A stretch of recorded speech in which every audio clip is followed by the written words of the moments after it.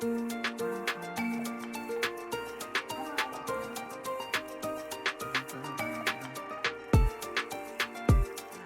going to get started with those who are here now. Let other folks join us. It is that time of day when people are, getting more coffee, driving home, and I'm sure, doing multiple things and getting ready for the evening transition. And it's perfect timing to really sit back and learn about an aspect of small business that we sometimes overlook, and we don't think about it until we're in trouble, right? Or towards the end of the process, like, oh my goodness, compliance, I should have been doing this all along. And instead, Igor Rodrigues is going to walk us through some important steps on maximizing our greatest asset, our people. Even if you're a solopreneur, you don't really work in a space by yourself. And at some point, if you are really serious about growing a business, you're going to need a team of people that might be subcontractors, part-timers, full-timers. Trust me, I wanted to just be a solopreneurship and live the fun retirement life. And of course, I couldn't resist. And here I am now trying to grow a business much faster than I thought. And this was not the front end because I originally was starting as a solopreneur with this last business. So things to think about as you grow your business or start your business for those of you who are already in the session. And with that, I'm going to turn it over to Igor, our fabulous speaker for the last summit session before the happy hour, so that he can introduce himself and really walk us through this important topic for anyone with a small business.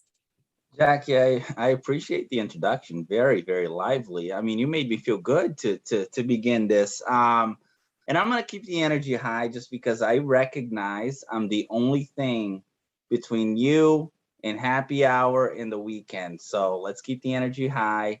I'm going to share my screen with you guys just so we can go through slides and just have some visual things as well, as I know it's better for everybody to follow that way. And let me know if you can see my presentation. I believe everybody can, but just let me know, please.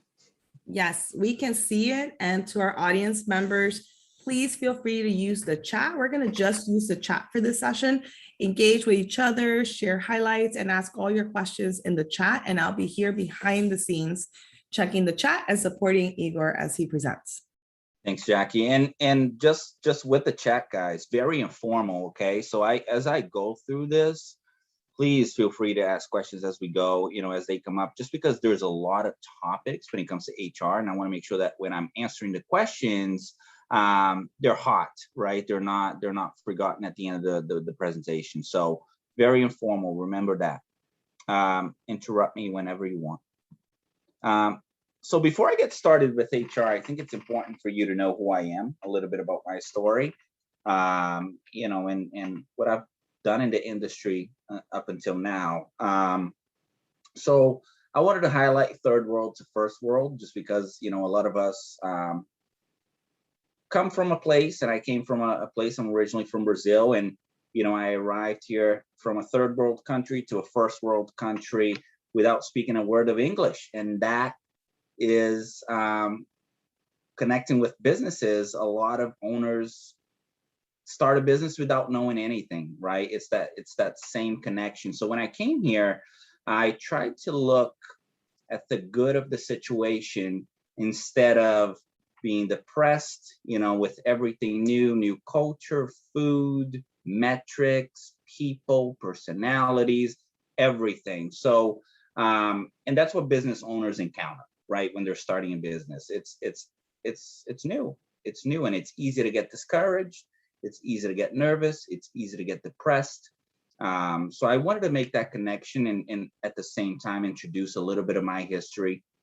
And then that's going to segue into the family business. My father, who pioneered the transition from Brazil to here in the US, worked hours and hours, 20-hour days for years and years, and acquired the skills to start his own business. And from the get-go, he would always focus on customer service, but not only customer service, he would focus on the people that worked with him. Okay, and that's how he was able to be so successful. It was because he treated his employees the right way, and they were gonna the employees that he has and he had went above and beyond for him. It doesn't matter what he did, what was going on in the business. You know, he provided the resources for the employees, and the employees just, they felt it. You can feel when somebody cares for you. So I think that's the main thing about HR. It's really creating a trust between you, the leader, and the employees that are working for you. Okay, instead of being mandating or diminishing or anything like that. Okay, so that's my father's business, and today he's extremely successful. He's grown his business, and you know, through that mentality that he has. And a little bit about myself. I'm an HR consultant. My title is Certified Business Performance Advisor.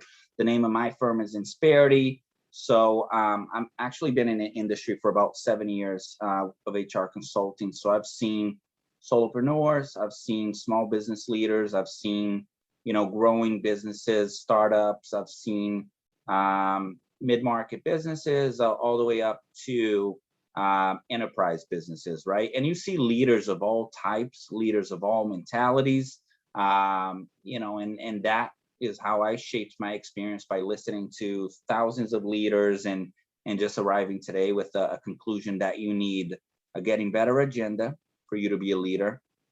Okay, you need to care about your employees to be able to succeed in anything you do when you start hiring. And then you need to be coachable. I think that's the most important thing. Get your ego out of the way and be coachable. All right, because you cannot know anything. You cannot know everything. It's just too much out there. You're not an expert in everything. It's impossible. So that's a little bit about my story. I'm going to get started with a nice, cool picture. It's the life cycle of an employee, right? All the way from recruiting, if you go clockwise, to employment administration, to benefits plan sponsorship, right? The different benefits that you can provide your employees when they come in. And these are transactional areas, to strategic areas such as training and development, performance management, to more transactional areas such as employer liability management and HR related compliance. All of these things throughout the life cycle of an employer and employee are usually run by a technology, right? There are a bunch of companies out there. So it's a matter of finding the right one that has a nice blend of the technology and the service team behind the scenes to help you. And that really is it. And from here, I want to cover each in detail. And feel free to, because I don't know who's watching right now, but feel free to tie it to your business in a certain way, right? If you plan on recruiting, take bits and pieces of that. If you plan on offering benefits, take bits and pieces of that. If you plan on, hey, maybe I should put some training and development together for the employees that I have today, happy to give you advice. So please ask the questions, or feel free to, you know, if it's private, if it's something private regarding a situation with an employee, grab me after, you know, during the happy hour, or not only that, or maybe let's schedule a time to have a conversation privately, and I'm happy to answer anything that I can help with. Okay. All right. So the first topic, recruitment and outplacement support. I think this is important, right? Because this is where it all begins for an employee in a company, right? You as a leader is at that point. Let's say you're a solopreneur and you're like, hey, I'm at that point that I just can't do anything by myself anymore. I just the demand is too much. I'm ready to hire somebody to help me. What do you do? What do you do? I think you start with a job description. What do you want that person to be doing for you?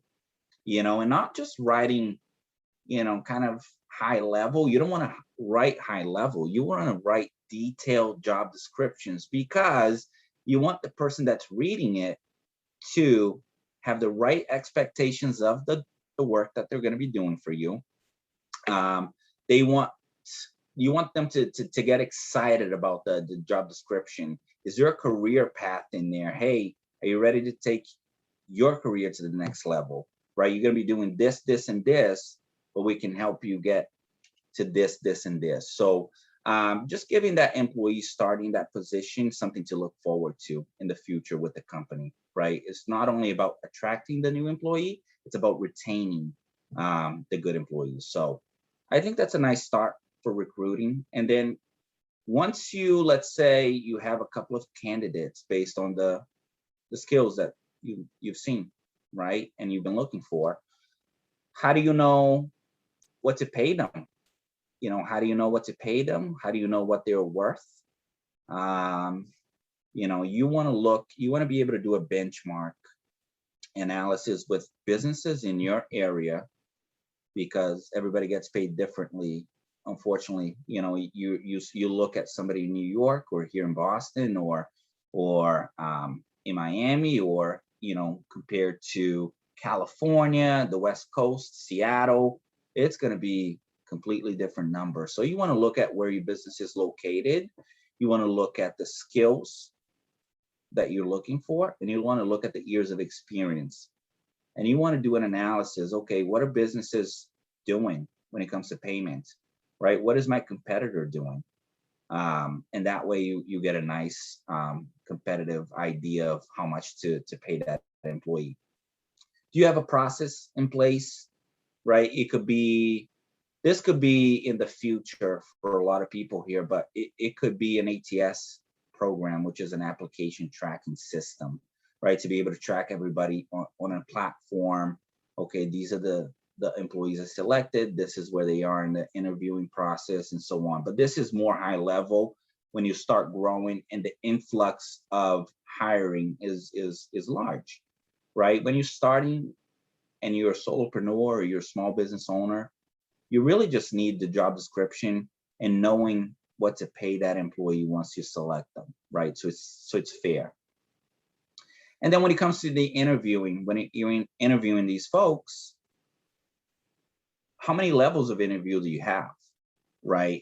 If it's a small company, if you're a solopreneur, you're probably just going to have yourself, which is fine because of the size of the company you have. But as you start to scale, you want to increase levels, right, of interviewers, interviewing these people, just because you want different opinions based on what the person thinks about the candidate.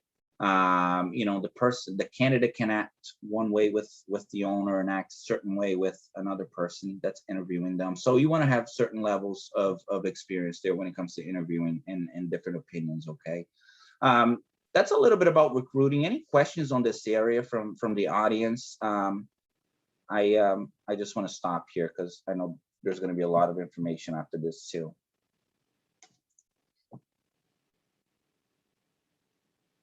Think we're good? We're good.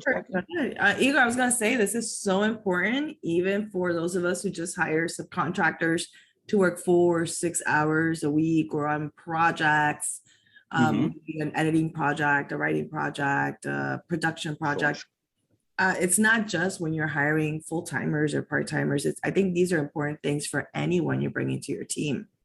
That's exactly it. It doesn't matter if it's a W-2 employee or if it's a subcontractor, right? You want to be bringing the right person to your team. I'm going to say this more than once during this presentation, but I like to say it because one bad apple will destroy the whole culture of a company. So you want to be choosing the right person, right? That's going to connect well with you, the leader of the company. That's exactly it. Great point, Jackie. Thanks. So we're going to move on with the presentation to the next slide. Also another transactional area of HR, which is employee administration and payroll. This is when you start, you can use this as a solopreneur, and you can make this more complex as you start growing your business, right? So it starts with the payroll processing. Rob, in the last couple of sessions, he was talking a little bit about having a business account and a regular personal account. You can have your payroll come out of your business account, right? So it's nice and simple. It's nice and streamlined. Everything's coming out of the business instead of mixing with personal stuff.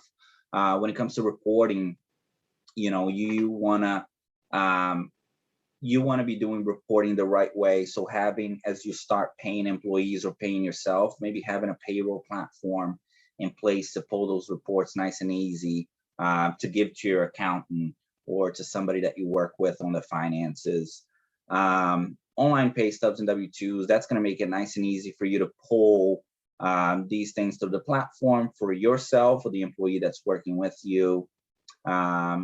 Same with management reports. So garnishment, really important. If you have an employee, if you happen to bring an employee on with garnishment payments, what are garnishment payments? They're just, for example, child support payments. Okay, you want to make sure that if somebody has a child support deduction, those deductions are done correctly through the payroll platform that you use today or through the accountant that's helping you. So you want to pay attention to that. Employment verification. This is very important just because, you know, in the world of Zoom today, a lot of people are not coming into the workplace to fill out the W-4 forms, the I-9 verification forms, all the documents required for you to hire somebody. So having maybe an E-Verify could be easier on your end. E-Verify is just a tool to do it online with I-9 information. Or you can, you know, a lot of these payroll platforms or HCM, human capital management platforms, have a nice list of things that need to be completed prior to hiring somebody. So very straightforward. Time and attendance, employees punch in, punch out. You want to connect that to your payroll so it's nice and easy. You don't have to be transferring balance sheets all over the place. PTO accrual, if you want to put a policy in place for paid time off, you know, make sure it's on your employee handbook. An employee handbook, now that I mentioned this, is for every size of business. It's a living, breathing document that should be updated every time you change a regulation or you add a regulation or you add a policy to your business. That document should be updated, okay, and should be acknowledged by the employees working for you. What that does is that protects you as the business owner against any lawsuits, because these are the policies in the workplace. So they can't argue with the policies in the workplace. And you want to make sure that as you hire your employee, they acknowledge the employee handbook, okay, that you have in place. And you can do that online, or you can have them acknowledge in person.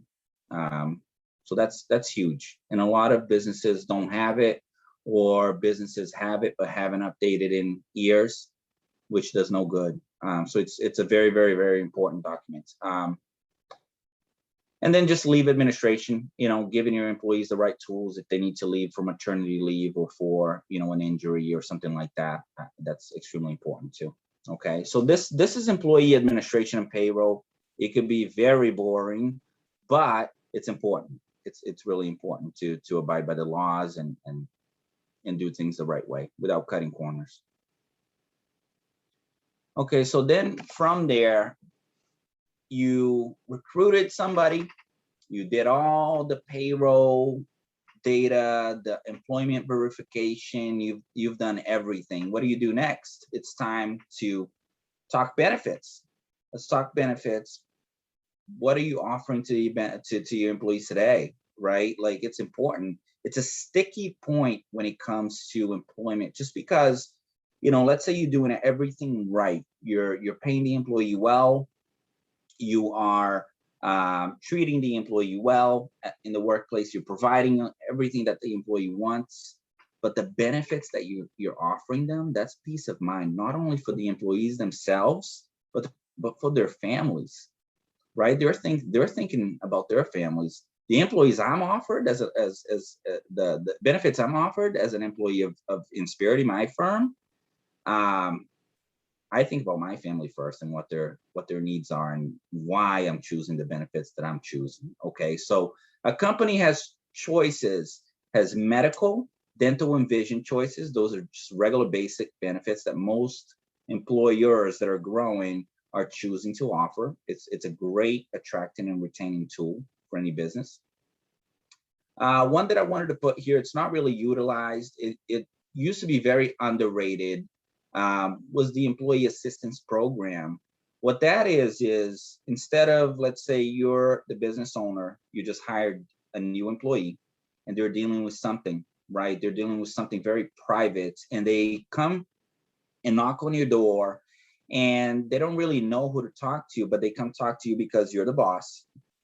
And excuse me, and you feel kind of weird about talking to that person about that because it's something really private. It could be somebody died, or somebody, knock on wood, somebody died, but it could be, a disease. It could be anything. It could be something about their children at home. It could be anything. So an employee assistance program is a program that offers, through a third-party vendor, access to nursing, crisis management, advisory support on financials, litigation lawyers, anything related to somebody's life and what they would look for based on what's going on in their lives. An EAP program offers. So those you usually see in larger businesses. I'd say 20 plus employees is important to have it, okay? But I wanted to throw it out there because it's extremely important now with COVID and people being, alone, working remotely, and it's priceless. So health savings account, health care flexible spending account, they're fairly the same. What that is this is going to sound gibberish to some of you, but it is, so the health savings account ties to high deductible plans, which means it's a pre-tax program that you can put money aside for medical expenses, right? So if you have a medical plan that's a high deductible plan through Tufts, or let's say Blue Cross or whatever, you can choose to have a health savings account tied to that plan on the side, and you put pre-tax dollars to buy medical expenses, and you can roll it over to the next year. However, if you have a flexible spending account, those tied to regular HMO plans, not high deductibles, or it could be a PPO plan too, but not high deductible plans. And same thing, pre-tax, you'd have a card when you go to CVS, you can buy a Band-Aid or you can buy ibuprofen, swipe that card, and you could use a pre-tax program. However, the flexible spending one does not roll into the next year. So you got to be careful when you're loading that car with what you're going to be using for the year, okay, when it comes to health. So if you have a surgery schedule, if you have some stuff like that, it's a really good benefit to have. However, again, for larger employers. So it doesn't really apply to solopreneurs or small businesses. I'd say here on this list, a medical, dental, and vision plan would be a good idea to start with, right? And then we can talk more about that if you have any questions, but very, very important for peace of mind. And then the other two I'm going to cover very briefly because they're important, but not as important, for somebody that's starting to grow their business now. It's, you can choose to offer life, disability, and personal accident insurance. Not really a benefit that's like, wow, I got to have it, but it's important, right? And then COBRA administration, for those who don't know, but it's important to know, is if you have an employee and they leave because of maybe a wrongful termination, or they leave because, maternity leave, or short-term disability or long-term disability, you as the employer, if they file for COBRA, you have to continue paying their benefits for a certain period of time. Okay, so that's what that is. I know it's a lot here on the benefits. Any questions that we have, any points that you want me to make on these? I'm going to pause for another second.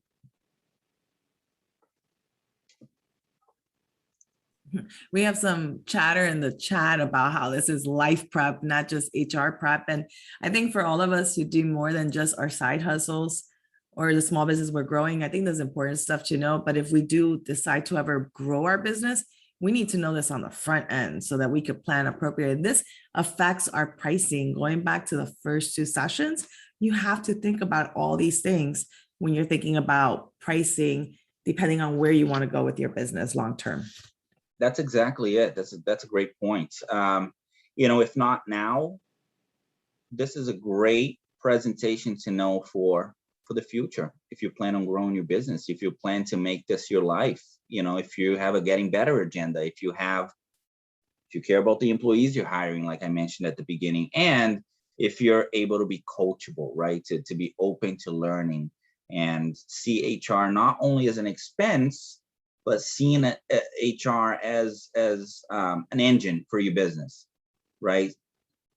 The title of this presentation, your most valuable asset is your people. So it's an engine for your business, not an expense. I think that's the mindset you have to have. All right, let's try next slide. Training and development. This is where it starts to get fun when it comes to HR. It's not the boring stuff in HR. It's not the transactional. It starts to get strategic, right? It starts to get, you start to talk to employees and people you're hiring, or yourself. Talk to yourself if you're a solopreneur. You know, how is my performance in the business? What are opportunities for growth within myself? Do I need to take virtual training, live trainings? Do I need certificates, you know, to be able to provide more resources for my clients? You know, a leadership or employee development program, career path. I mentioned this at the beginning. Just mentioning to an employee, okay, so you come into the organization, you know, here's where you are today. These are your skills. These are your duties. Where do you want to take this? What's the next level for you? Okay, that's a great next level. How do we get there? Right? So you want to be able to get that person excited. If it's yourself, make a goal. Make a goal. How do I get there? Do I need a certificate? Do I need a certain course? Right? Do I need a certain skill? How do I get there? So just think about that next level. If it's in your career, or if you're a business owner, if you're a solopreneur, think about that next step. Make a goal, and then start training. Start developing yourself or the employees with you. Okay. All right, performance management. So I know Rob also touched on KPIs, key performance indicators, and this ties really well with that. What this is performance management. I like to say it's a gap analysis. And what that is you have the administrator or the business owner, which is yourself, or if you have a boss, it's your boss. But what that is you have a 1 through 5 star system. Let's say the administrator gives a 4-star for a certain employee when they're reviewing the employee's performance, right? And the employee gives himself a 5. I'm doing perfect. There's nothing wrong with me. And then there's a gap there, right? Because the administrator gave a 4 and the employee gave a 5. The gap is 1. So how do we get to the same page? You know, how do we get to the same page? What is that employee missing, right? If the employee gave a gap of gave himself a 5 and the administrator gave the employee a 4, what is missing there? There's something that's not aligning. The employee probably thinks he's doing a great job at something that the administrator doesn't think so, right? Let's talk about that. How do we get better at that? So there's no miscommunication and over communication. All right, so that's the really purpose of performance management. And then just coaching the supervisor. You know, if you have a manager in your work, or if yourself as the leader of the company, are you well coached to deal with other people? And if not, you don't have to have a degree to be well coached. Take a class. You know, how do I manage better? How do I adapt to somebody's personality? Maybe take a DISC assessment. A DISC assessment is you know, it's a study of personalities, so you can work well with a certain person. Find out what your letters are on the DISC assessment, and find out what the person you're working with are letters wise, and see how you guys connect. See what works for you. So the DISC assessment is D for dominant, I for informative, right? And then you have S and C. So S is a person that keeps to self, and then C is control. This is an exercise that I like doing with everybody, just because myself, I'm an IS. You can be a combination of 2. I'm an IS. I'm very informative. I like to talk. I like to have fun. I like to teach. I like to, you know, I'm very outgoing. But I like to have a time for myself. I like to be friendly. I like to be, so if you research this after the presentation, try to find out what you are and what the person you're trying to deal with is, and it's going to help you tons. My wife, for example, she's a D. She's very dominant. How do I deal with her, right? How do I not conflict with her if I'm trying to do something? And it's the same thing with an employee. So very, very important.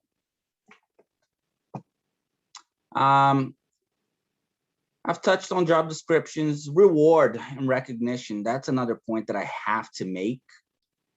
Make sure you're rewarding people in your life that are doing a good job.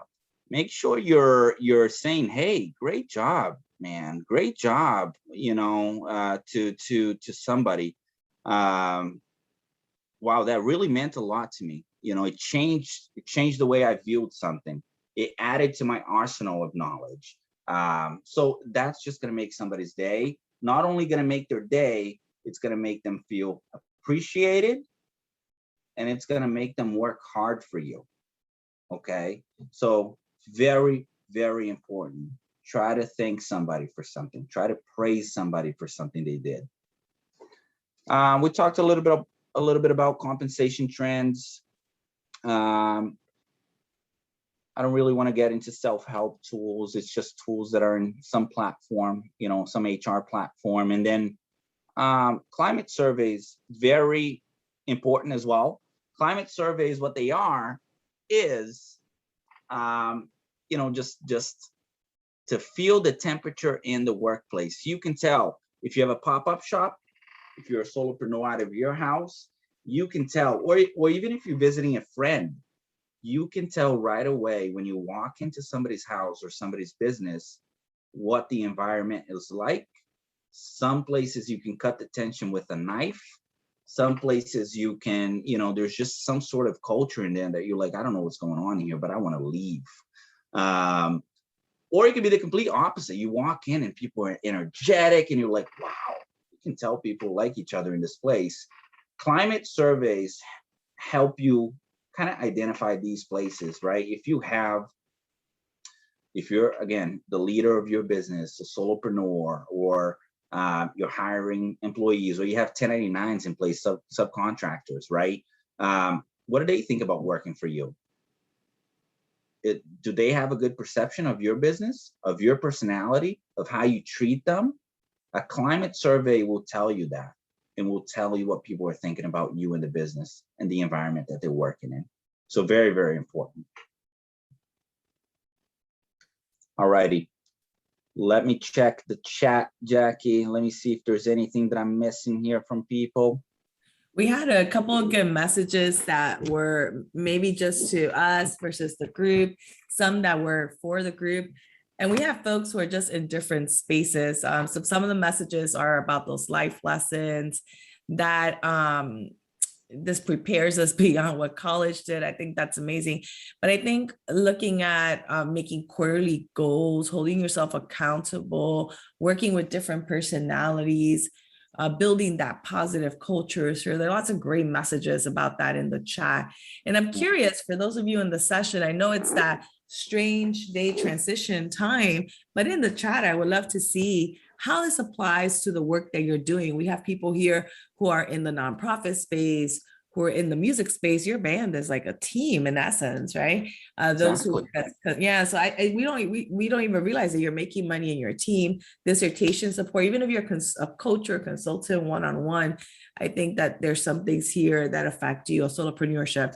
And if you're selling candles, clothing, scents, even there, at some point you won't just be a solopreneur. You're going to need some help if you're going to grow your business. So feel free to take some of the things that Igor's sharing and tell us how it applies to where you're at and where you're planning on going in the next year or two. Exactly. That's a great point, Jackie. I think it's extremely important. I definitely don't want to talk and target a certain size of business. I'm trying to apply this to life in general, and that's why I'm giving these examples of my wife or friends or or anything that's going on around your life. And you touched like the music, right? Are you the people that you're playing with? How's the culture? How's the culture in, in your office or in your home or in your school or anywhere. And yeah, write it in the chat. I'd be curious to hear, and if you think it could be better, and maybe we can analyze it and give you some tips. But that would be interesting. All right, so I'm gonna keep moving forward. Jackie, if you see something in the chat about culture, please let me know and I'll stop, and we can definitely work on that. Absolutely. All right, this I'm gonna be a little brief on, just because it's employer liability management. It's really, it's important. Trust me, it's really important, because this is what, as a solopreneur, if you have a federal ID number, as a solopreneur or a small business owner, if you're paying somebody through payroll, you have to have workers' compensation. It's nice to have an EPLI policy, an employment practice liability insurance. What that is instead of a workers' compensation that covers an employee in the workplace if they get hurt, an employment practices liability insurance, what that covers is sexual harassment. It covers anything employee related and not job related. On a personal level, it's extremely important, because the biggest lawsuits come from that. And then something important to just touch on, the workers' compensation aspect. Many people don't know, but if you have a 1099, which is a subcontractor, instead of a W-2, you do not have to provide them workers' compensation. They are a contractor for themselves, so they have to have their own workers' compensation to be able to work for you. So a lot of people don't know it, and it's something that's important, and that could save you some money. So you don't need to provide workers' compensation for subcontractors. Okay. And then employee handbooks, I already touched it. Breathing document, make sure you have one. Based on your industry, make sure you're updating it with regulations or policies in your business. Termination assistance. Hopefully this doesn't happen where you're terminating somebody because of an issue. Make sure you're documenting everything. Just every action that person does that's not policy or that you don't like as a leader, because that could bite you in the back if they feel like they were terminated wrongfully, or they could file a lawsuit, a wrongful termination lawsuit, or anything like that. So you want to make sure you're documenting everything. Employee relations guidance, I've already touched on there. Just be talkative with the employees or the subcontractors that you work with. Just be talkative with people around you. Make sure you know what's going on in their lives. If they're not sharing, if somebody that you're talking to is weird about you, ask them, is everything okay? What's going on? Is something wrong at home? It's probably not my business, but I thought I'd ask. Is there anything I can do to help you? Right? Because you never know what that person is going through. You never know. And that's it. And safety service is important too, but that's only for certain industries where you have OSHA compliance and so on. That's for blue collar businesses, but it's part of employer liability management. I don't think there's any questions here, just because it's very transactional, very data related. So I'm just going to go forward. And then here just continues with HR related compliance. We unfortunately we started like this with transactional data stuff. We went to strategic fund stuff. Now we're going down again with boring compliance related stuff, unfortunately, but we're gonna end on a good note. I promise. So HR related compliance, just same. Unemployment claims, right? If somebody's filing claims, discrimination, harassment complaints, you want to make sure you have that EPLI policy that I mentioned. EEOC services, those are services against lawsuits. You probably don't need it if you're a solopreneur. You definitely don't need it if you're a solopreneur. If you're a small business, maybe, depending on how many employees you have. It's just something to keep an eye on. Okay. And then that was the life cycle of an employee. So I want to pause again. That was the life cycle of an employee, the life cycle of pretty much life that I covered. And I want to make sure that I check the chat and to see if there's anything in there that I need to cover. And if not, I'm going to finish with transactional versus strategic and what the impact of HR in these areas is on the business. I think we're good to go. There is a comment on culture with music, but I think overall we're good to go forward. Okay. Do you want me to cover that comment or we're good? It's up to you. It's from Catharini about it's important for us to keep the band culture and energy. Otherwise, our shows will not translate to contagious positive energy. And I know that that comment is actually very true for any workplace. So if you work with clients directly and you don't have that positive energy because your culture sucks, you're going to lose your clients. As a musician, you're going to lose your audience. So that's actually a very great point that, covers all of our businesses. 110%. Absolutely. I'm trying to bring the energy right now, because if I was sitting here and moping and just like, yeah, HR is a little boring. Yeah, let's talk about this, and that. You guys would be bored. You probably are a little bit, but yeah, I'm trying to make it fun. Okay, so it's all about having the right culture, the right energy in the room, wherever the environment you are. You want to translate that to wherever you're talking to your audience, right? It's extremely important. It's key. First impression is everything with whatever you're doing. Great, Jackie. Thanks. That was a great comment to touch on. I appreciate that, Catharini. Thank you. You should see my office. There's nobody sitting. I go in and it's energy. It's energy time. All right. So transactional versus strategic impact on the business. Revenue generation. That's one of the ways it impacts a business with HR, right? People, I've said this more than once, but people are your most important value, most important asset in your company, because they act as an engine. If you feed them well, like you feed the engine well with oil or in gas, and keep it clean, the car is gonna work well for you. So it's the same thing with people.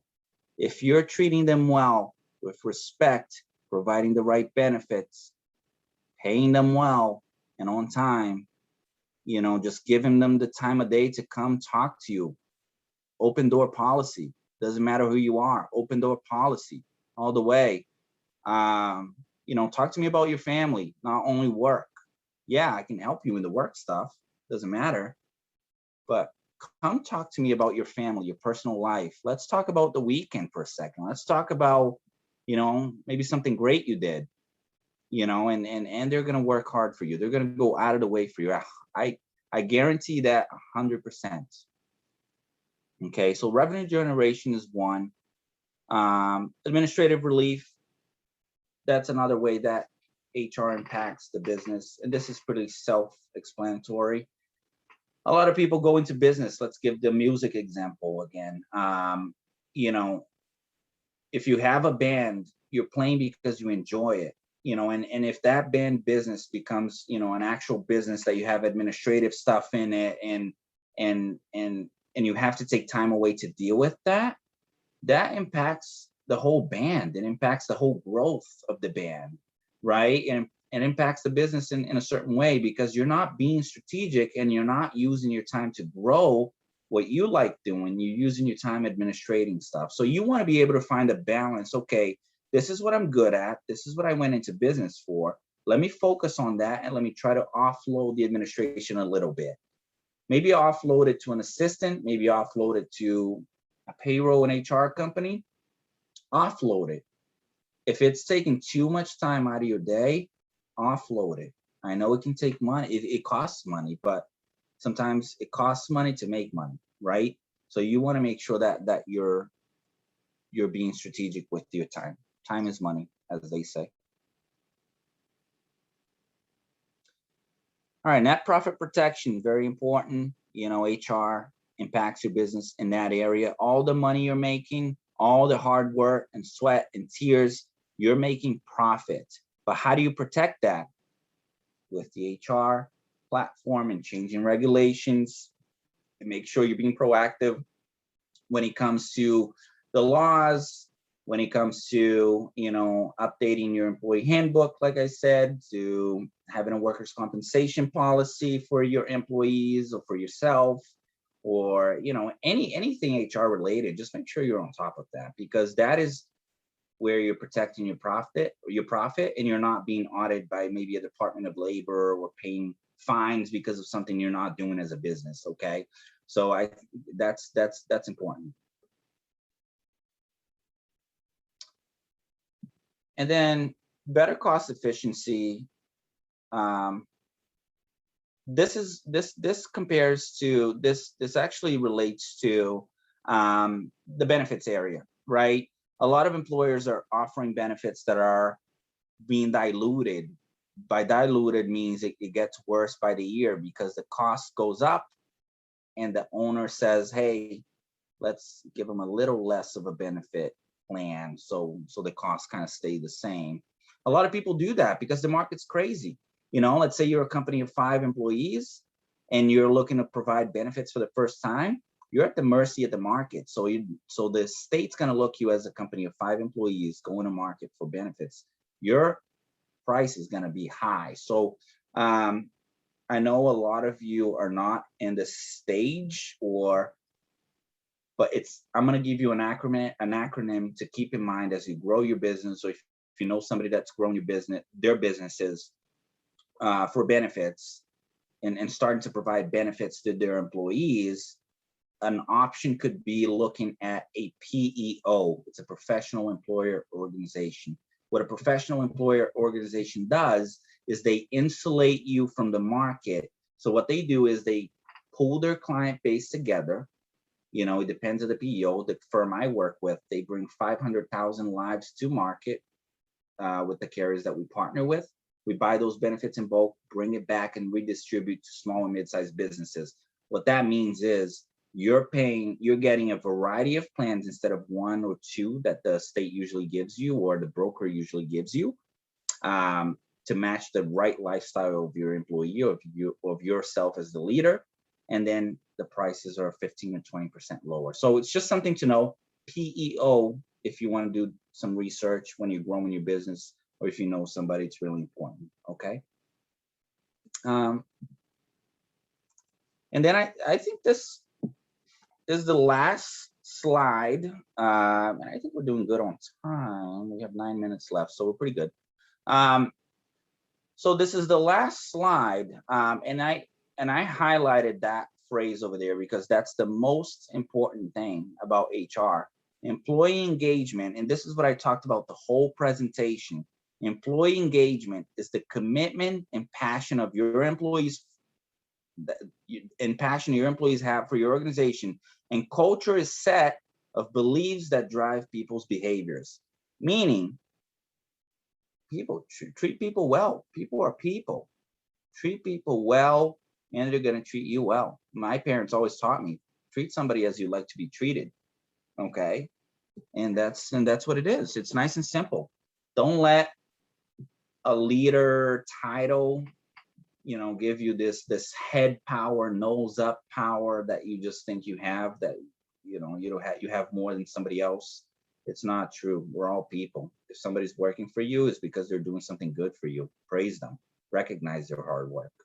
And that's pretty much it. So like employee engagement and company culture, huge. Not only at work, but in your personal lives. Gauge that culture. See how it is. How can we change it? Research the DISC assessment that I told you. Okay, I think it's going to change your perception of somebody's personality. Wow, I didn't know they were a C. They're very controlling. They're very analytical. That's why they're not getting along with me, because I'm hands up in the air, aye, informative, friendly, you know.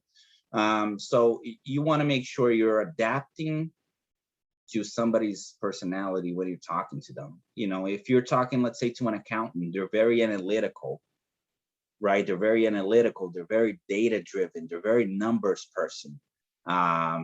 You want to kind of get on their level, you know, slow down your pace, and talk on their level, and you're going to connect way better with them. I promise you that.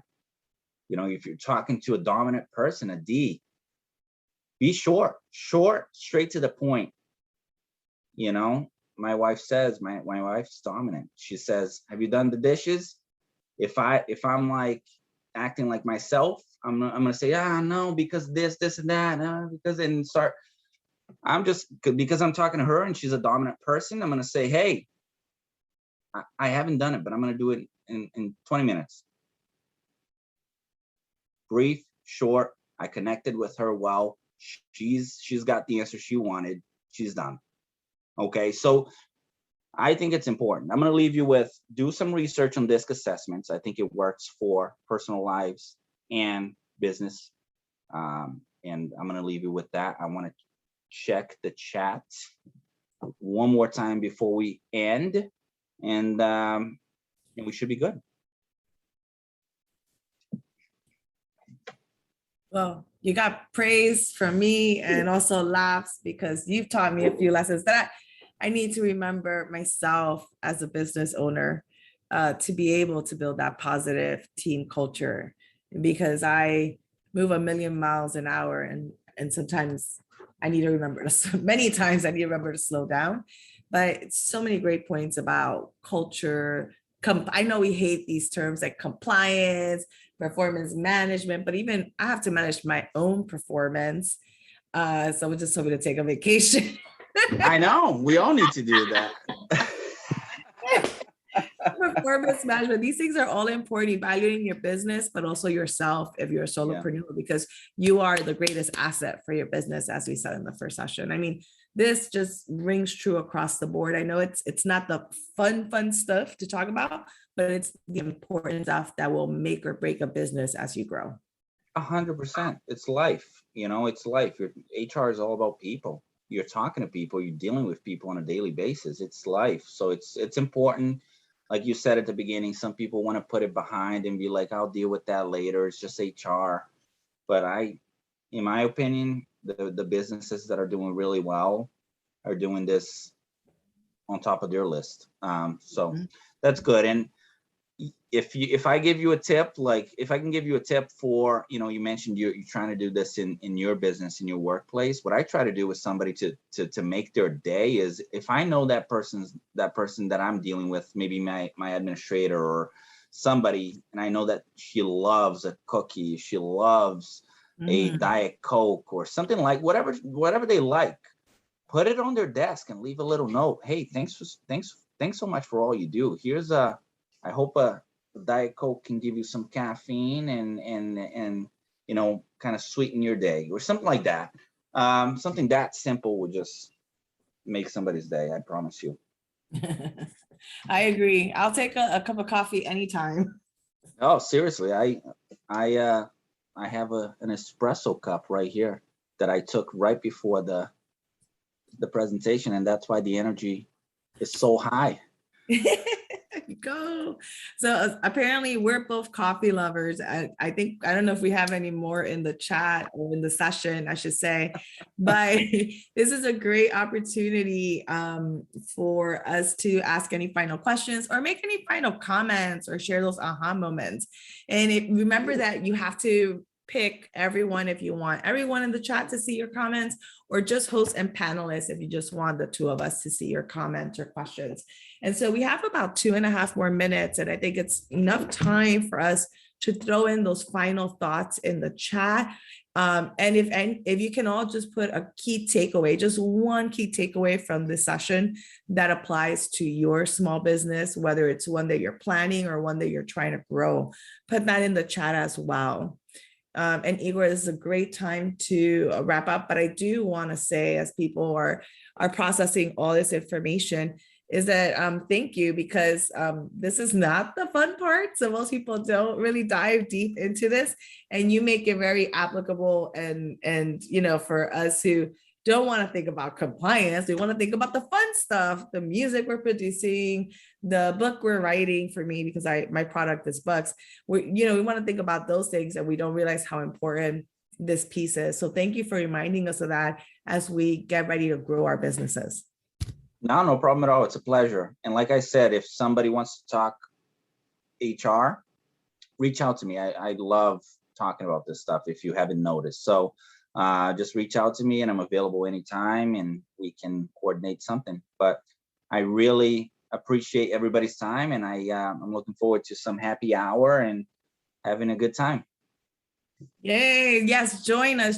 I'm going to take a quick break and grab my tequila instead of my coffee. And we'll be in the happy hour to answer questions, help you with key takeaways, help you think about next steps for building your own business.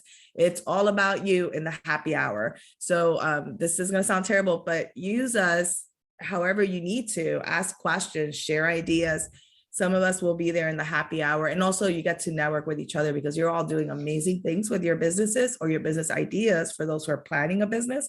And so here's a chance for us to empower each other with this great information. Yeah. Exactly. Igor, thank you so much. It's almost 5:30. We have survived quite a long day of amazing conversations. And I love the energy, and I love the background. Thank you. Yes, it kind of looks like my office, but no, that's a fake one. Yeah. Definitely. I'm going to just thank everyone in the session. Igor, thank you. For those who are watching the recording, thank you. Check out all the resources in the email. Put any questions in the lobby for the whole summit. That is still open for a few days to the end of the month. And hopefully I'll catch you all in the happy hour, the informal fun. It's all about you happy hour. Sounds like a plan. I'll see you. Bye, guys. Bye.